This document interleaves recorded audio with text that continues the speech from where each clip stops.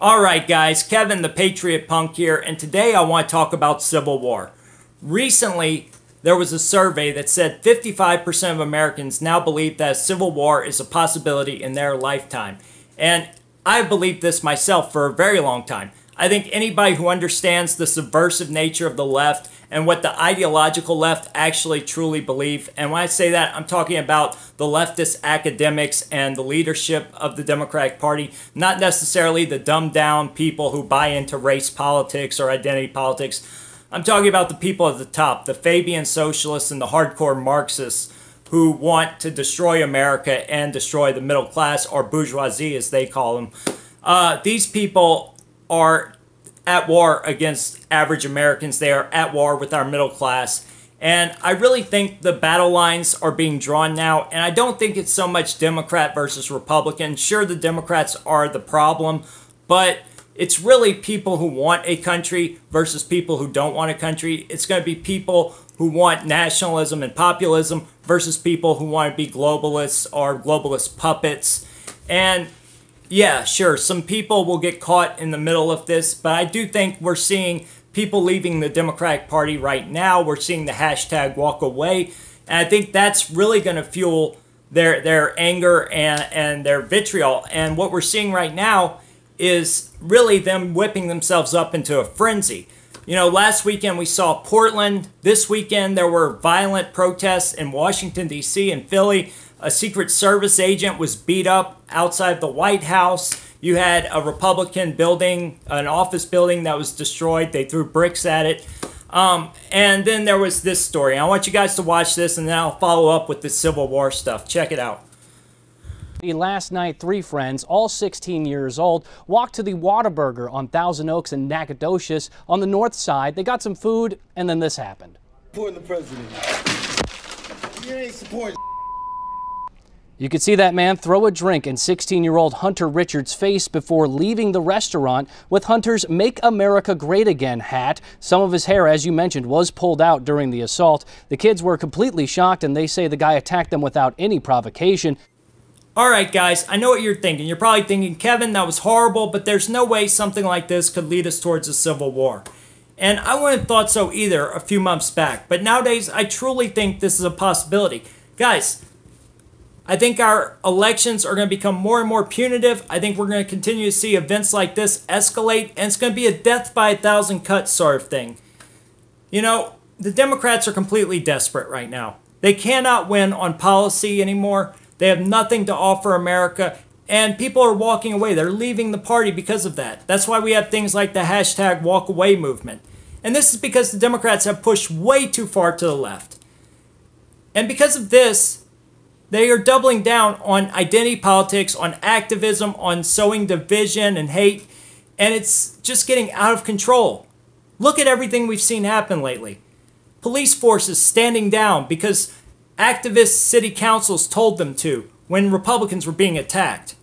We've seen the dehumanization of Republicans by the media and by college professors, telling people that Republicans are racist, Republicans hate babies, all of this stupid rhetoric, and that's causing people to go out and attack Republicans like we saw in this case.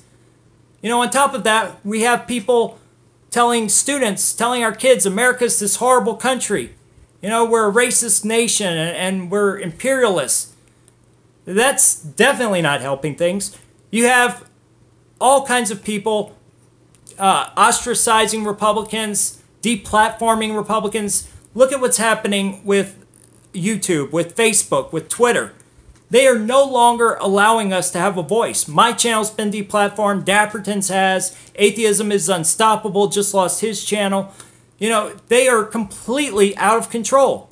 And what happens when you push people into corners? What happens when you ostracize them? It's ridiculous. Now, what's worse than ostracism? Taking away somebody's ability to make a living.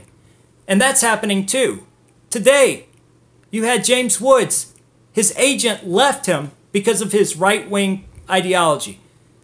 And he said, I'm blacklisted in Hollywood. I can't get a job because I'm a Republican. And it's not just in Hollywood. In Louisiana, a documentary film crew, they were filming a pro-life documentary. They got kicked off set and they lost their permits because of left-wing activists, totalitarians. Now, you know, what happens when you start taking away people's ability to feed their kids? Well, that's even worse than ostracism. But what's worse than all of that? Well, an event like this, where you have a Democrat attacking some young kid, somebody's child, for wearing a Trump hat, for supporting his president. I tell you something, if that was my kid, there would be no police involved. I'd have a sketch artist, and I'd get that sketch artist over to the house, pay him $100, $200, tell him, hey son, draw everything you remember about this guy, or tell him what you remember about this guy. And then I'd take that information, and daddy would go do some hunting. Because nobody is going to try to rip my kid's hair out. I can promise you that. You know, and that's what you're going to have if these things keep going on. Vigilante justice. And nobody is going to look down on somebody for doing that. I promise you that. None of us right-wingers are going to convict a person if they did that, you know, because it's just out of control. It's completely out of control. And wasn't that the whole thing with Black Lives Matter? Their excuse for burning down cities and destroying stuff was that their kids weren't safe anymore. When you put somebody's kids in danger, well, that's way worse than ostracizing them or taking away their ability to provide for themselves. That's the final straw. And that's where we're at now. The final straw. Guys, you know, I don't know how we take the country back at this point. You know, other than maybe a California secession and we just split away from that state and then try to, you know, remove their influence and their culture from the rest of us. But I can tell you this, you know, it would also have to include Washington, D.C. and probably New York. If we just kept flyover country, we'd be all right.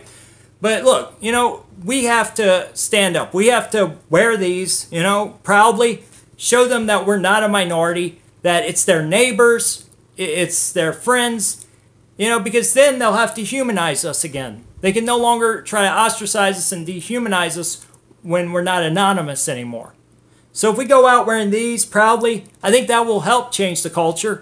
It won't fix things overnight, but, you know, maybe we should just have a day where everybody wears Trump gear. You know, if that's not enough, if things continue to get worse, well, eventually I'll start doing videos on what to do during a civil war.